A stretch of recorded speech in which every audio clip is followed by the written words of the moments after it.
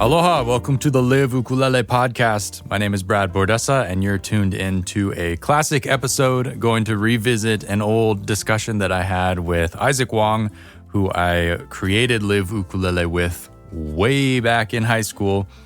It's a fun talk story. We kind of revisit our upbringing in music and how we used to jam together and talk about the origin of the site. And it's a fun conversation that I think deserves to come back to the top of the rotation. But before we do that, a little bit of news, a little bit of an update. This past week, I got back from Uncle George Kahumoku Jr.'s Slack Key and Ukulele workshop where I was teaching and had a really lovely time there. It was a nice year. I thought that this year everybody was a little bit more present because the previous year was still kind of close after the fires in Lahaina, and that was kind of top of mind, and everybody was, kind of working through that in their own ways. But I felt like this year everybody was, at least the instructors who were closer to the place, everybody was kind of, had settled with that, and it felt a little bit better to be back in that place. It wasn't so strange to be there. But really wonderful time, and got to jam some music. And the very first night I played at the Slack Key show with Uncle Ledward Kaapana and Uncle George, and just as a trio. And it was a super treat. It really felt like kind of an arrival moment. I've actually played in that configuration in the past, but this one felt really potent for some reason. Like I was able to appreciate what it was and to be very present for it, and to, I think, probably be less nervous. I was, got up there and rocked out and did my thing, and, was able to keep pace without having to focus too much on actually keeping pace. And so that was super duper fun. It's always a treat to play with those two legends of Hawaiian music, and such a privilege to be there and to have gotten to a place where that's part of the job. It's like, oh, here you go, Brad, fly in, we're picking you up from the airport, arrive, check into your room, and you're playing tonight with Uncle Led and Uncle George. It's like, that's just part of the job now. And it's wild to think that, 20 years ago, back when I was jamming with Isaac, that, it would come this far. It's just kind of surreal and wild that, the hard work and the connections really have paid off. It's definitely been steady progress, but also I would definitely not be here without the help and kind of the uplifting of the Kahumoku Ohana and all their support over the years. So, always have them at the top of my thoughts, just for the privilege of being in music and able to teach the ukulele at this level and to perform ukulele with, amazing musicians. And then the rest of the week, every morning, Uncle Led does his Facebook live stream instructor jam. So every morning, even though I didn't want to, I set my alarm for 5:15, got up, got dressed and made sure I looked moderately presentable, and then was up there by 5:30 every morning to jam with the other instructors, and, wanted to really make the effort to take advantage of that. Just, while we're all here, every year is different. There's a little bit different configuration, but just, while we're in this place, to take advantage of that and be able to spend as much time with them as possible, playing music, but also, talking story and learning about the songs, because it's super duper casual. But that's always a wonderful part of it, and a big highlight. Just to see those people who, every year we get together with that group, and, for some of us, it's the only time during the year we really see each other. So it's always a nice reunion when that happens. This year, I did something a little different from normal. I was kind of given the go-ahead to lead an acoustic kanikapila, because Uncle George's workshop has had, for as long as I've been there, a big giant circle jam with like 80 or 100 people all sitting in a circle, and the middle of the circle is kind of big. It's like, 15 or 20 feet across the middle of the circle. So everybody's far away from each other, and it's hard to hear. So they set up a PA system at the kanikapila. so that the instructors plug in, and then whoever wants to lead a song has the opportunity to lead a song on a wireless mic and a wireless plug-in bug. But it's really loud, it's really overwhelming, and it's kind of a hot seat pressure situation. If you want to lead a song, like the only way to be seen and to be heard in this format is to lead a song where you plug yourself in and you sing into the mic. And making the jump from just jamming with people to kind of performing in a jam, as I see it in this situation, is kind of a lot. So I wanted to kind of bring things back and bring it to the attention of, the folks who are organizing things, that let's just give people a place to like learn these skills in the first place, to feel comfortable just playing music together at all, any sort of way.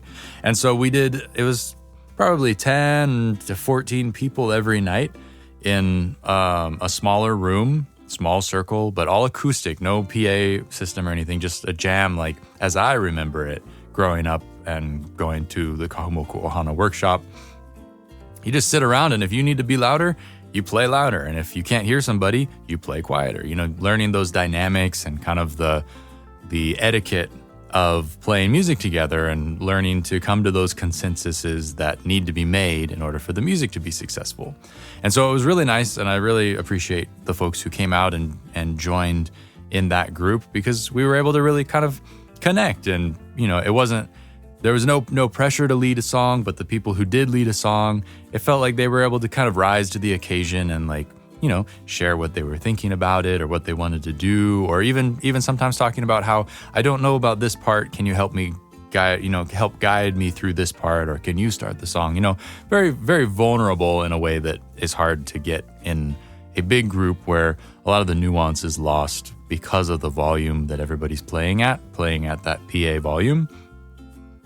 So I thought it was wonderful. I had a really nice time. And then the second night, Herbota Jr. started showing up and basically co-piloted the rest of the nights with me, which was wonderful to have just another, strong musician who can kind of drive the bus if needed, and help kind of lead a different set of songs, because we each know certain songs and are familiar with different kind of subsections of the Hawaiian genre. And it was super fun. So I want to mahalo Scott Hillman and Auntie Nancy for kind of giving me the thumbs up to give that a try, to provide the space, and to let us have that opportunity to connect as human beings playing music in a really lovely way. It was super nice, and definitely one of the highlights for me of the workshop. Otherwise, the teaching and stuff was all pretty straightforward. Had the opportunity to play some steel guitar, sent some steel guitars home with students. I sold one of them and sent another one onto a good home. And it's really, really nice to have that aspect too, because so much of my day-to-day is ukulele. And to switch and have kind of an alternate instrument to kind of cleanse the palate is really nice. And it's nice to see that other people are starting to pick that instrument up as well. So before we get into the interview with Isaac, just want to remind you folks really quick that Live Ukulele is user supported. There's no ads. The ads you will hear is this that you're listening to. It's just me letting you know about the lessons that I provide. If you go to liveukulele.com/store, you can check out all of the video courses and ebooks that I've created to help you learn a huge swath of what you need to know as an ukulele player, and to help you, progress through those different lessons, learn those different skills, and become a more confident musician. liveukulele.com/store.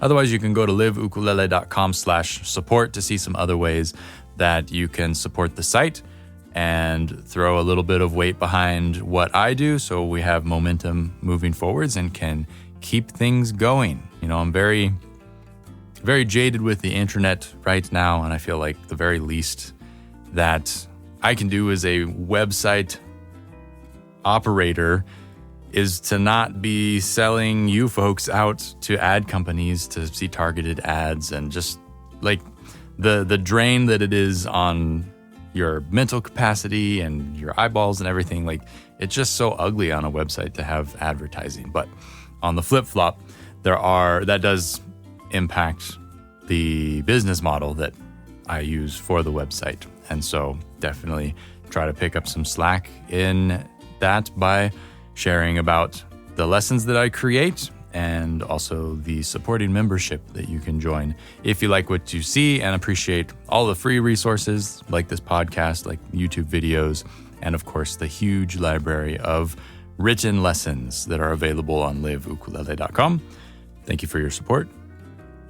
And now let's get into the Live Ukulele Podcast Classic episode featuring Isaac Wang and myself. This is from Season 2.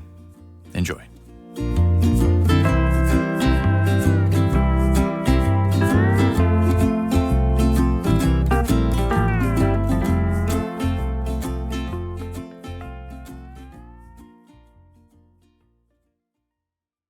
Welcome to the podcast, Isaac. Great to be here. Thank you for having me on. Yeah, we go way back, way back. You're one of my dearest and closest friends and kind of oldest music buddy. We kind of started playing music together, and you were really the first person I ever jammed with and kind of had that chance to be in a duo or in a group with. And because of that, I don't know, we have that special musical connection. Yeah, I mean, you were the first person that I started playing with too, and I think we both were learning around the same time. I am a guitar player now, but at the start, I had an ukulele too, and we were just like both with our ukuleles trying to learn Troy Fernandez riffs and sitting outside by the beach learning from our kumu.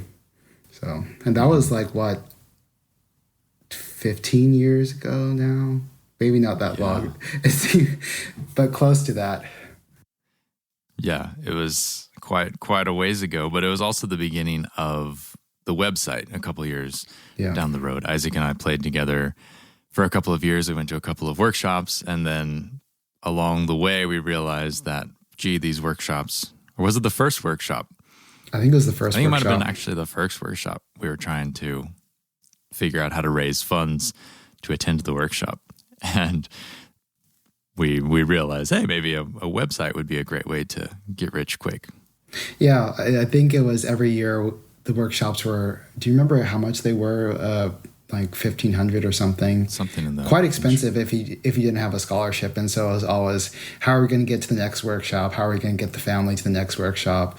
So there was one year that me and my siblings dug up weeds in a banana patch for someone, and like just basically the main memory I have for that is like buckets full of centipedes that we would grab with tongs and like just have a whole 5-gallon bucket full of them. And that wasn't the most enjoyable way to make $1,500. And so come rounds, whenever it was that Brad and I were trying to scheme up ways to make money, I was like, oh, a website where we teach people how to play ukulele seems like a much better idea. So is that or the bananas? Yeah, and then of course moving down the road, we actually ended up being, for the most part, scholarship students at the workshop, which is Kyoki Kahumoku's, or the Kahumoku Ohana Music and Lifestyle Workshop. But it was put on by Kyoki Kahumoku, and we attended that together for many years, and then you went off to college. Yes. But yeah, at the beginning of Live Ukulele, Isaac was sort of we were co-contributors, I guess. And it was so early on that we were not sure about the whole internet thing and kind of getting used to the idea of the new web. We actually were writing under pseudonyms, I believe, at that point. I was Hippie Guy. Yes. And you were? What was I? You were Slack Key Kid, if I recall correctly. I think that sounds right. I don't think there was a year attached after that, but it was Hippie Guy, and I think I was Slack Key Kid. Yeah, I don't even know. Did you contribute long enough? Were you working on it with me for long enough that you walked away from a pseudonym? Um, Were you writing I just don't. as Isaac? I don't think I did. I think I just had a pseudonym because if I remember, yeah, I was there at the start of it where we were just like trying to come up with names and logos and that kind of thing. Um, I don't remember all the names we floated around, and then I was helping with some of the early tabs and stuff. The stage where we were still trying to figure out how to write down tablature and whether we should actually have the musical notation as well. And um, my tabs were pretty inaccurate. I don't think any of them are still around. Well, I know. I think you did a. Did you do a Gently Weeps tab I think I at one did point? Gently Weeps. I think I did Equal Morning Dew. I don't know if I did a couple others or not. Well, I'm pretty sure on the website that the chord charts that you made are still up there. Oh, really? The multi-voicing chord charts. I think. You haven't replaced those even though you've written a chord book? Well, you did it. You did it so nice. There wasn't anything to add. Yeah, no. Those are at least some of them. Copyright 2008 Ukulele Inc. We were never in Inc, gosh. Isaac, but it sounded No, we good. weren't. It sounded good though. Yeah. And then I don't really recall, what was your kind of transition away from the website? Was that because of college or just a lack of interest, or how did we get to here? Yeah, so going back to about 2011 is when I left Big Island to finish my bachelor's degree on Oahu. And so at that point, I was still pretty invested in music and wanting to kind of continue in the music scene. And my dream, I think at that point in my life was I was going to go to Oahu, finish my bachelor's degree in English, and then transition into law school. And the reasoning that I had was I knew this one steel guitar player who used to be a judge, but played steel guitar on the side and eventually retired to play steel guitar. So I was like, oh, I could do that. I'll just become a lawyer and then play gigs on the side and eventually retire and play slack key full time. Is that Uncle Jerry? I think it might be. Yeah, that sounds right. So that was my dream, not really knowing how law or like side gigs or anything like that worked. So when I was on Oahu, I still was taking a number of music classes and music theory classes. So I think I took music theory 1 to 4. So basically the very beginning where you're just like clapping rhythms and singing melodies till the 4, which was musical stuff that makes no sense at all, like modern music and when they're going towards like atonality and all that stuff. But at that point, I also was getting a lot busier. And so even though I was still taking music, I think I was playing a bit less music and didn't have as much time to be contributing to the Live Ukulele website. And I think I still had that dream of coming back to play music at some point, but I think just because my chops were not as good as they were, I wasn't really sure what direction I was going to go. And so one thing led to another, and here I am entering the 5th year of a PhD program. To skip a lot. But still, yeah, but still playing music. My chops are still not where I would want them to be, but still playing. Well, that's the main thing. And as you've gone through all these years of, big time study at these major schools, you're at Purdue University. Yep. And in the PhD program there. And it's just been nice to see that you have continued to play at whatever capacity your schedule allows, just because, I appreciate you as a fellow musician, and I think you have such a great feel, and it's always great when you come back home to jam a little bit like we did just a couple weeks ago, or last week, was it even? Yeah, I think it was last week. Yeah, time flies. But it's just always so nice to jump back into that and to know that you still have some music and you can have that in your life. That I'm happy for you to be able to have that. Yeah, and I think that music is one of those things that when you love, it's something that you never really leave. And I love music. I love playing music. I love Hawaiian music. And that's something that even though I am a lot busier right now, trying to write a 200 to 300 page document and get for a piece of paper, I still love music. And so that's still something that is pretty much a daily part of my life.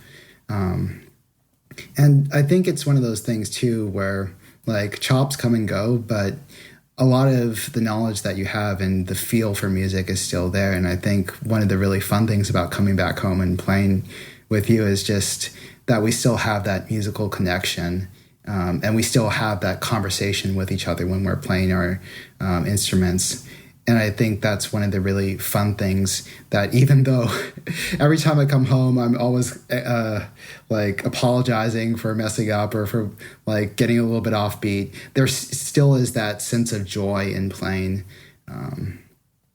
And every now and then, like I'll have time where like I will be playing more, my chops will get a little bit better and then I'll get busy again. I think actually not this summer, but last summer was the best my chops have been in a while because I was playing and writing every day. Like my goal for that period was to write a song every day. And I didn't quite get there, but I did write a handful of songs and at least part of a song every day. Nice. Well, that's sort of an interesting topic that I was kind of hoping we could touch on, is that there's so much emphasis on chops and being able to play skillfully and perfectly and execute all your ideas. But something that I've noticed over time is even if your chops don't necessarily stay up, the more that you just kind of exist in music and you kind of have a finger on the pulse of that, is that your feel continues, it seems to me, to kind of develop, and you still have, when you return to the instrument, it's almost like you have even more to say, even if you haven't been necessarily practicing, which I think can be a little bit reassuring to people who are like, oh, I haven't practiced in a while. It's pointless. There's no point going back to it. But for me, it seems like that feel, like you said, still is there. Yeah, I think that is something that's interesting because I think if I am playing on my own now, by myself, in absence of someone who is kind of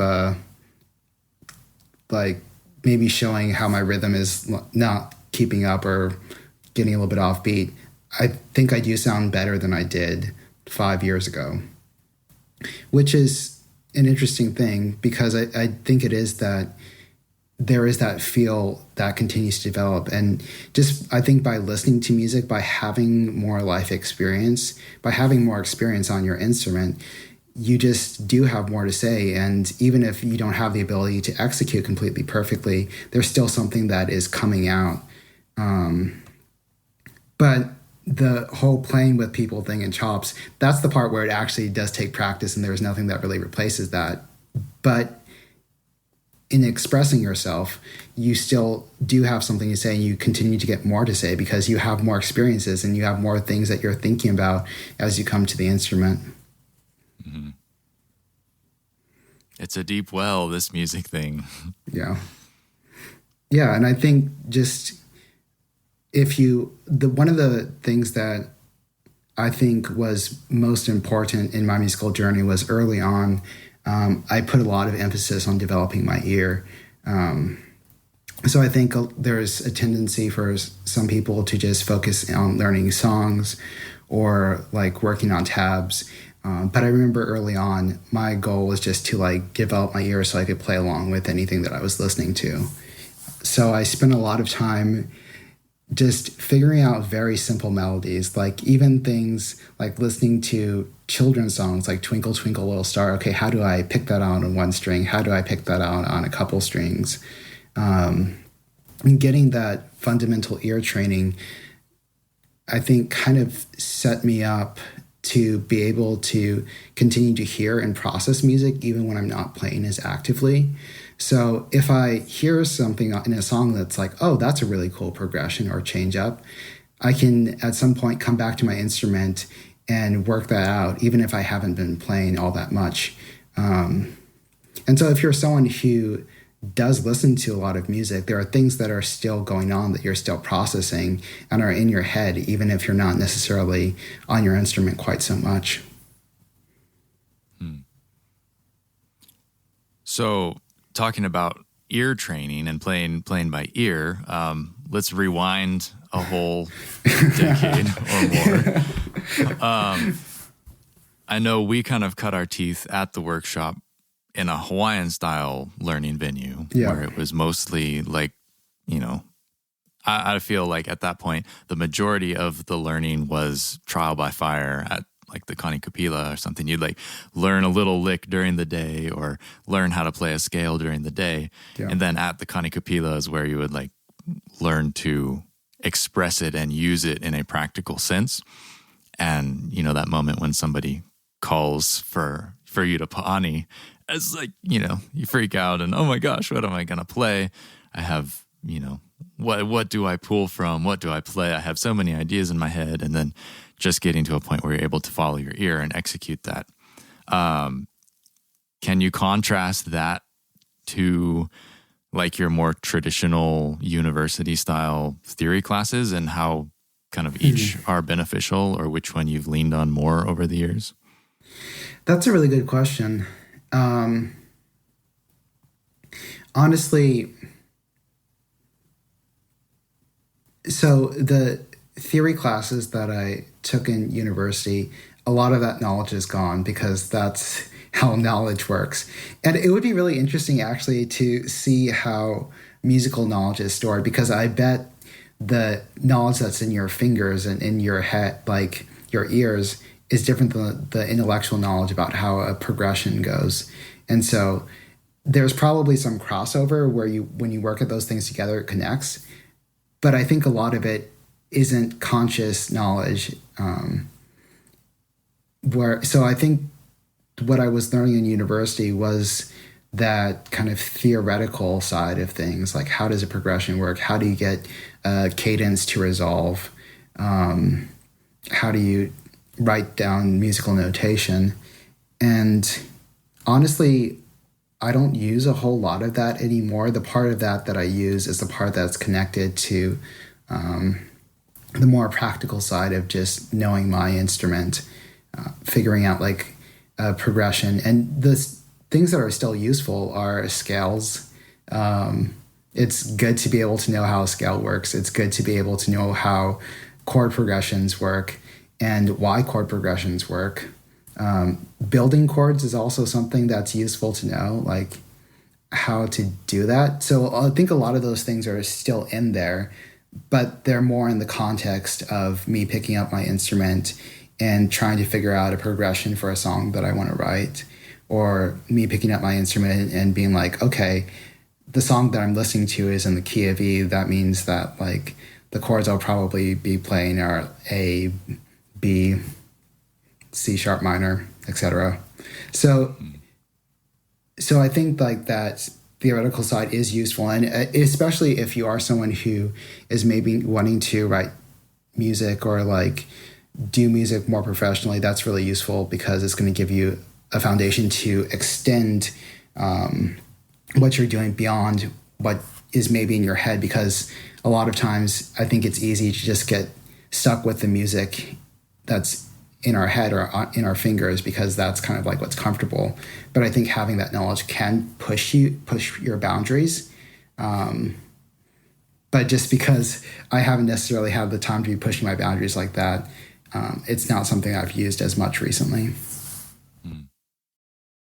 It's just interesting to see the different approaches, and especially teaching a majority of Western thinkers how to play ukulele. Everybody tries to conceptualize everything and put it all in their brain and like learn the rules, as it were. And to hear that you don't necessarily think about the rules or store the rules in the long run is interesting, because I feel the same way. It's like all that stuff it's just a means to an end sometimes. Yeah. Yeah. I mean, I think my music, in part because I haven't played as much as I wanted to, has gotten very simple. Like the things that are in my head are like I know how to listen to something and pick up, remember a melody and play it. And then I know my chords, like all the chord shapes or all the basic chord shapes on the for the tunings that I use and the scales for the tunings that I use. And it's mostly just like remembering the shapes and knowing how the shapes relate to each other rather than actually even always remembering the chord names or what note I'm playing. Like I know what something is supposed to sound like and then I know the shape to get to that sound. So you don't necessarily even need to know what you're playing. You just know the relationships, Yeah. the family relationships between the different stops in the key. Yeah. Relationships are more important than names. Hey, buddy, how's it going? Exactly. Hey, Auntie. All right. Yeah, the ultimate cop-out. Yeah. Well, so most of your background recently is all on guitar. You kind of transitioned from ukulele to guitar.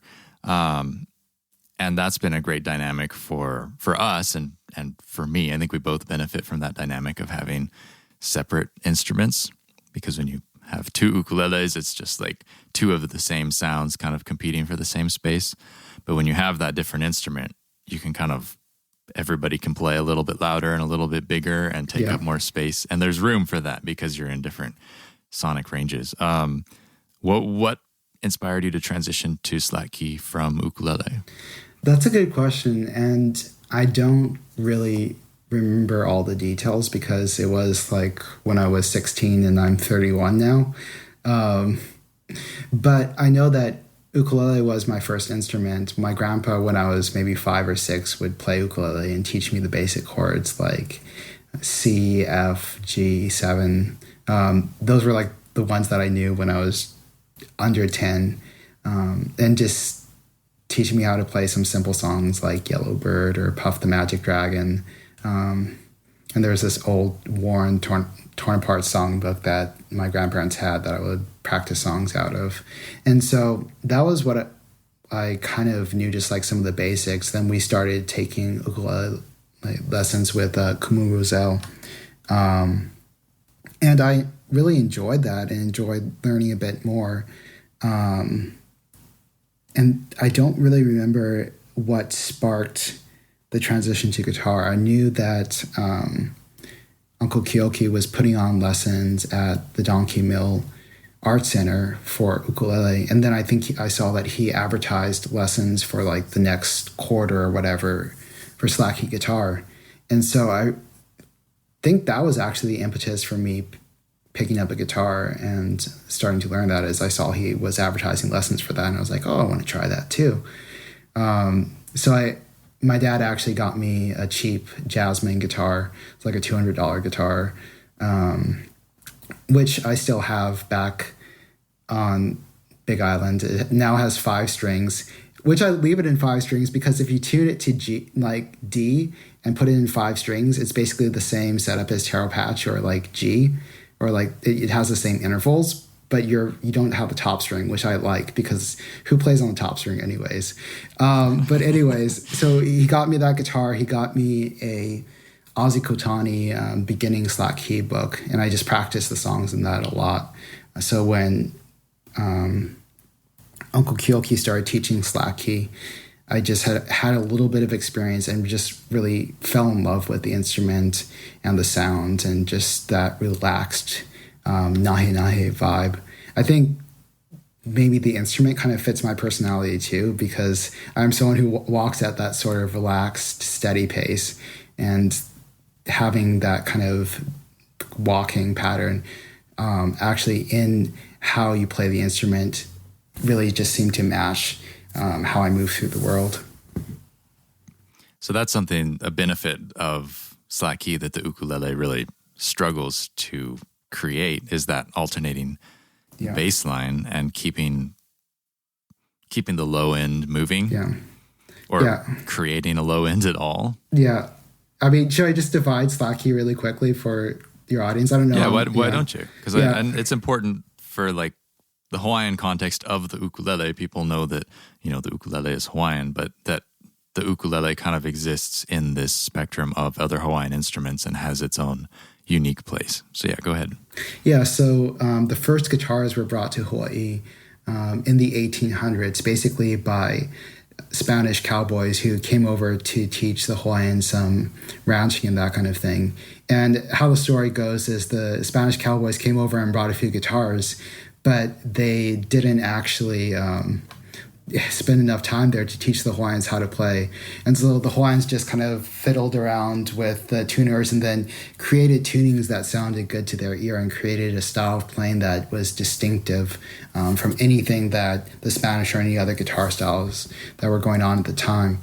And so some of the distinctives of slack key is that loosening the tunings, the Hawaiian name for slack key is kihualu. So it's like slackening or loosening the strings. So you have a lot of open tunings, which create that really nice full sound when you strum them. And having those open tunings usually means that the bass strings are the root and usually fifth of the key that you're playing in. And so for pretty much all slack key, it's defined by a steady alternating bass between roots at octaves or the root in the fifth.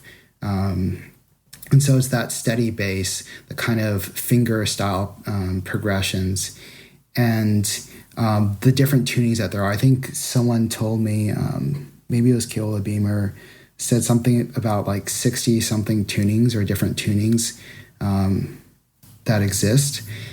I only knew at one point maybe around 5, and now I'm mostly familiar or can play proficiently in just maybe 3 tunings or 3 or 4 tunings. No, it's a little bit more than that because tunings are often variations where you just have like a tuning where you slacken an extra string.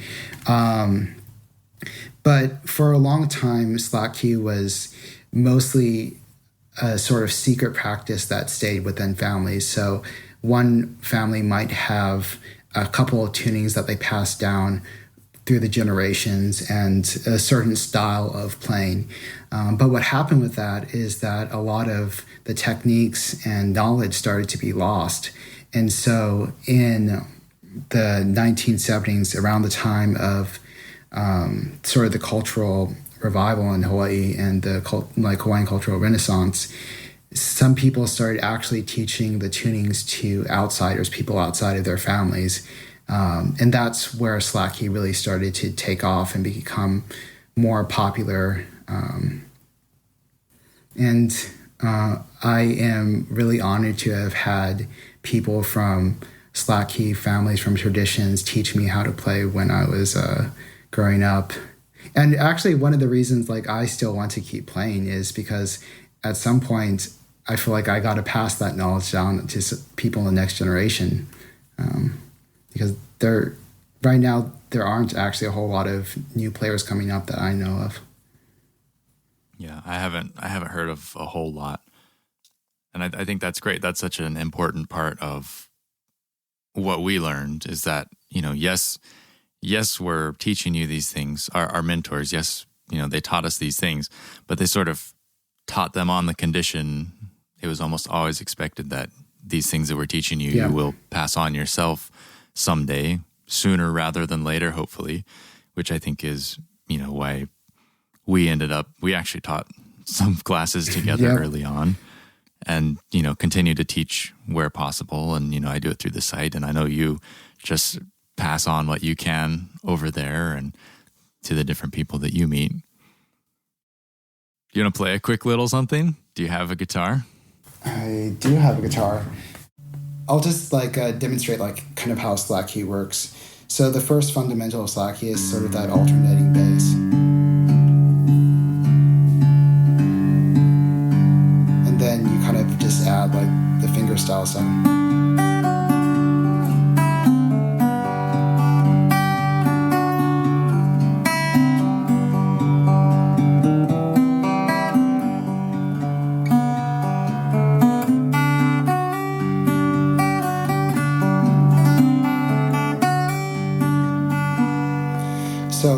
can see like the bass is sort of that foundation, and then you have your chord progressions, but they're not so much strummed as they are just picked on the guitar and then moving between different sort of using different vamps to move between chords or to like the turnarounds. Actually, turnarounds and vamps are one of the most fundamental sounds of slack key. So there's like a couple of basic ones that I learned over 10 years ago now, just when I was starting. So like, and you'll hear them in a lot of Hawaiian music, even ukulele music. They'll have variations of these vamps. So.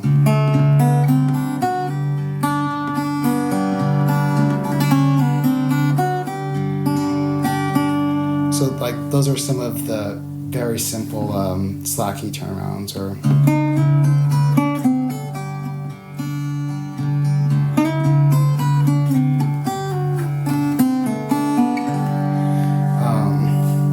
But that's kind of like the classic slack key sound, the alternating bass, fingerstyle picking, and then those turnarounds. And the defining characteristic of slack key is that nahe nahe, that gentle, mellow vibe where you're kind of just playing at a relaxed rhythm. You're not pushing the beat. You're just kind of like resting in the beat, kind of dragging a little bit at times. But you're not like pushing forward. You're just sitting back, relaxed. You can think about just sitting on the back porch, playing with some friends, Kanikapila, late at night. Like that's the vibe of slack key. And so how does an ukulele fit in with slack key role wise? Because, you know, for us when we're playing, it's very second nature to just pick up our instruments and just play. We kind of know where to live. But for you as a slack key player, where do you expect the ukulele to be to support you or to stay out of your way depending on the situation? I mean, I think the ukulele actually has a pretty easy time staying out of the way of slack key just because it is a lot higher. And so if I'm playing like a melody or something, you'll probably be playing just strumming chords and maybe chords in just doing so I don't think there's usually a lot of times where we're getting in each other's way, but if I'm playing with the ukulele, I'll often intentionally play a bit more on the bass strings or play a little bit lower down if I'm soloing or something. I think often the sort of typical setup for slack key ukulele is the slack key providing the bass, the ukulele doing more of the melody side of things. And so in that case, like I'll often even be strumming, but still keeping that alternating bass going. So it's both basically playing the rhythm guitar as well as the bass player's part. The illusion, the Isaac illusion. Yep. Yep. And I think too, just when I'm playing with ukulele, I'm not actually playing as much traditional slack key. Like there is a lot more strumming, a little bit less fingerstyle. And sometimes I'm focused more just on providing a full sound for whatever setting am I in rather than kind of playing that alternating bass or doing that fingerstyle melodies. And I think that is because too, the slack key works really well as a solo instrument, just because it does have both the bass and the melody, and then you can also like strum a bit too. And so it works really well on its own. But when you're playing with people, that's kind of where you sometimes transition into more of that rhythm role, or just it's about filling the space. So when you say filling the space, you mean like if I was playing a lead where I'm not providing any rhythm to flesh out that sort of strummy kind of sound, you would jump in to fill that. Yeah.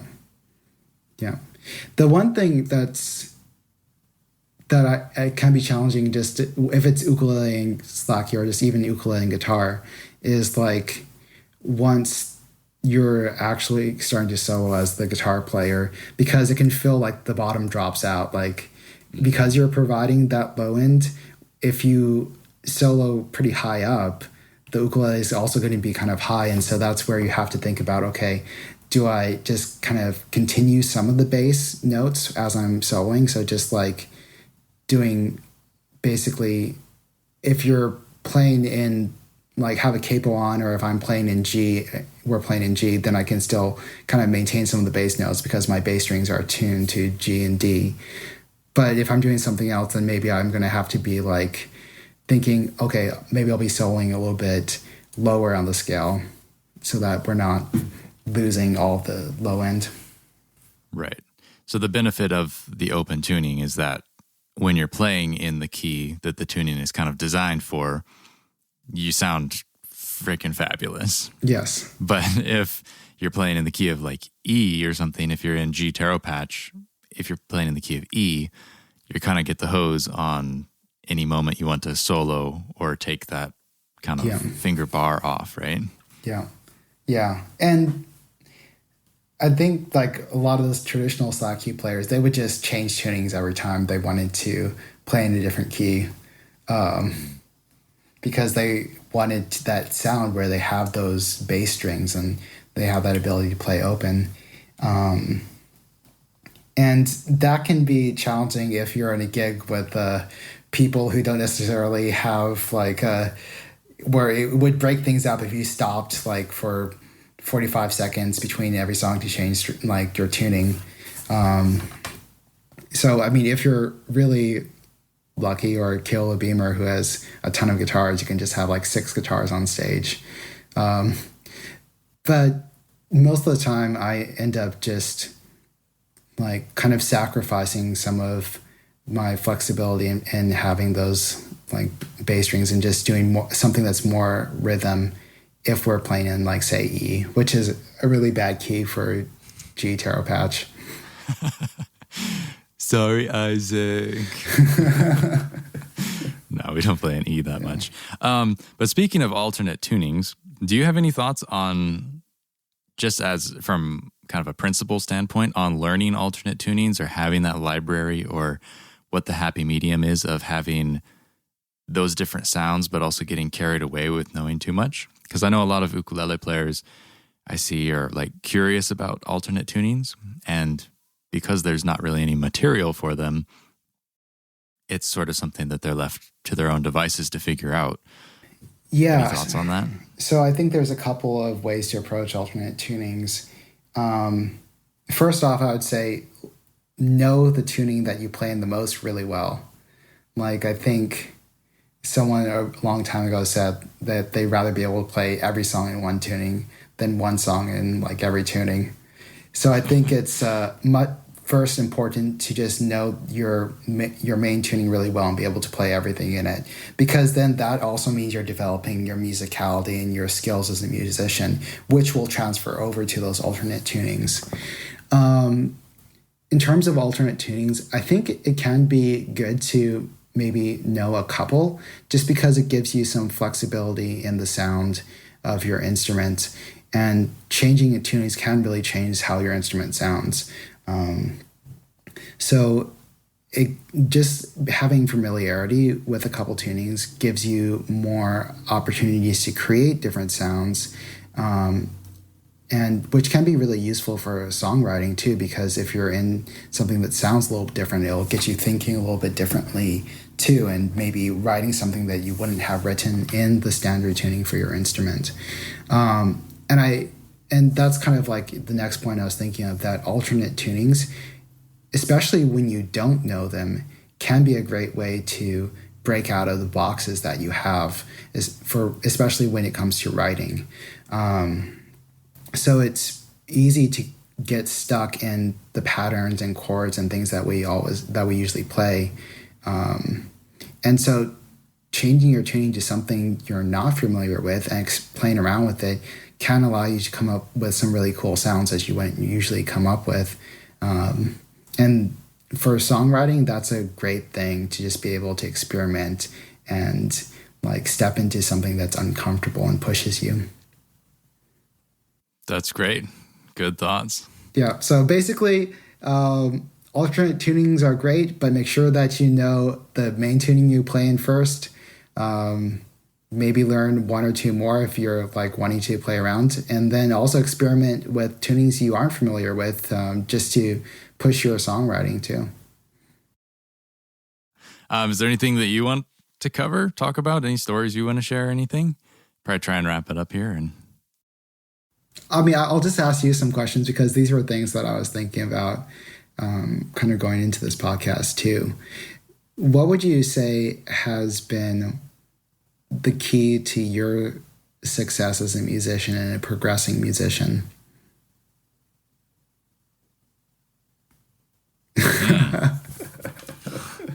Thanks for the real underhand pitch there, Isaac. I mean, I think the main asset that I've tried to cultivate over the years is just like being super humble, and in that I really don't know anything. Like, you know, I'm fairly accomplished with what I do and what I know, and I know enough to teach people and be confident in that. But outside of that, I try not to assume anything. It's like after having kind of, I think everybody goes through like the cocky phase where it's like, oh yeah, I'm a hot shot, blah, blah, blah, blah. And then the first time you get knocked off the high horse, I don't know. I feel like I kind of just, I stayed down there and was able to, you know, realize that, okay, my timing is never going to be as good as I want it to be. So I'm just going to, you know, act like my timing isn't good at all times and just continue to work on it. Not from like a, oh, I can't play at all kind of standpoint, but more like just constructive, like always questioning, always trying to, you know, keep things on the straight and narrow and do the best that I can and keep improving where I can improve. I mean, I feel like that's been kind of the biggest asset to get to where I'm at. Just to make no assumptions at all about what I know, kind of. Just always be curious, always be learning and trying to come up with new angles on things and explore. And to not take music as an absolute, because so many people say like, whoa, that's the way it is. And I will always be the guy there to contradict that and say, no, it always depends every single time. You know, you can learn all the theory in the world, but at the end of the day, if it sounds good and it's outside of the theory that you're taught, if that theory is going to stop you from using what sounds good, you know, those are just shackles, you know, to your creativity. So why would you necessarily follow that? So, you know, just when in doubt, keep an open mind and kind of question everything. It's funny. I have an answer for you. For you why have an answer for me? Yeah, for why you've been successful, but it's tell me why I've been successful, I think. Well, I think one of the reasons is that humility. And I think that's also allowed you to have a really good relationship with other people in the music community in Hawaii and on the Big Island. And I think when you approach people with that, like wanting to learn, not assuming that you know things, that's where you are able to learn from people, and people respect that. And I've seen you just develop in that way and gain the respect of the community there. I think the other thing that you maybe didn't mention as much, and I think this is in part personality, is just determination, that you love music and you decided you wanted to do that. And so you put in the time and work to become a musician and to become really good at what you do. And it's funny, if we go back to like 2008 or whatever, it was you, me, and my brother Micah who are playing music and trying to do the music thing and get gigs and get better, of the three of us. And I think you would probably agree with this ranking. I would say that, like, and this is not to be insulting, but I think that you were probably the least musically talented and Micah was the most. Yeah, I would agree with that. Yeah. But because you worked really hard, you have become by far the best musician out of all of us. And Micah barely plays at all now. And so I think a lot of your success in music and is that you stuck with it and you put in the work and you put in the time to actually get really good at it, and you kept learning, and you are like continuing to learn and like bring in new things and new ideas and new approaches to how you play. I guess one encouraging thing for people who might be listening is that if you feel like, oh, hey, I don't know, like if I have musical talent, like talent is way overrated. Yeah, if you're completely tone deaf, it might be a bit harder for you. But if you put in the work, you're going to be a lot better than you were when you started. And if you work really hard, you're going to be a lot better than people who actually have more, quote, talent than you do. Yeah, I think that that's an interesting point, is that the definition between talent and skill, or the difference between them. Because people say, oh, you're so talented. And I'm like, no, I'm the least talented of the three of us, actually, as Isaac bluntly put it, which is great. I feel like, no, I'm skilled because I've practiced to be in that place. And I think that, obviously a mixture of the determination and the talent would be the best of both worlds. But since you can't always choose, sometimes you just got to, put your nose to the grindstone and keep at it. Yeah. Well, thanks for embarrassing me. You're welcome. That's what I'm here for. And I mean, you have the edit control in this podcast, so you can cut out any parts that are too embarrassing. I do, but I won't. Cool, Isaac. Well, thanks so much for taking time out of your busy schedule, working on your grand finale of the PhD to come talk on the podcast with me and revisit some old times and share some great thoughts. I think that even though you have the Slack key background, it's going to be very useful for people to hear some of your impressions of music and of, the different approaches. Oh, my pleasure. Thank you for having me on. Yeah. Hopefully I'll see you here on Big Island soon and we can play some more music. Yeah, sounds good.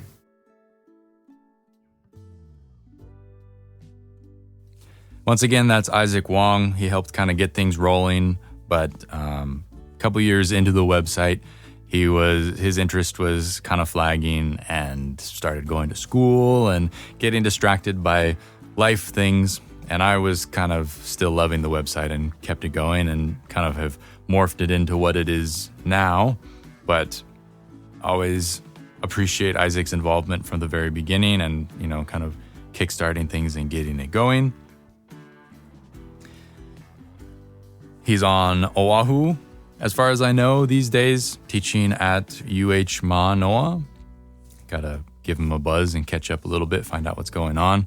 He's married now, he's got a kid, life happens and things move along. But hope you enjoyed that throwback to our conversation.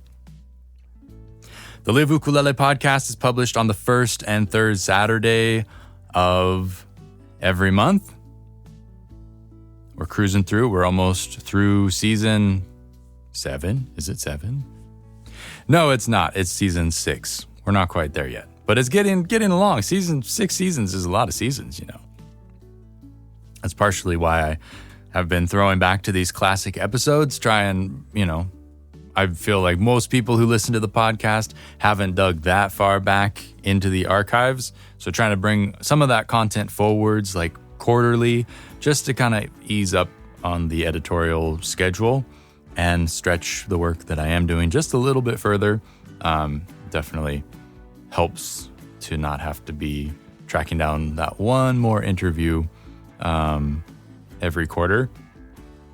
But yeah, if you're not already, please consider subscribing to the podcast wherever you get your podcasts. Tell your friends, share it with your ukulele group, etc., etc. Word of mouth is as powerful as ever. And if you want to support what I'm up to here monetarily, you can check out liveukulele.com/store or liveukulele.com/support. And I'll see you over there on the website. Thanks for tuning in. Once again, my name is Brad Bordessa, signing off.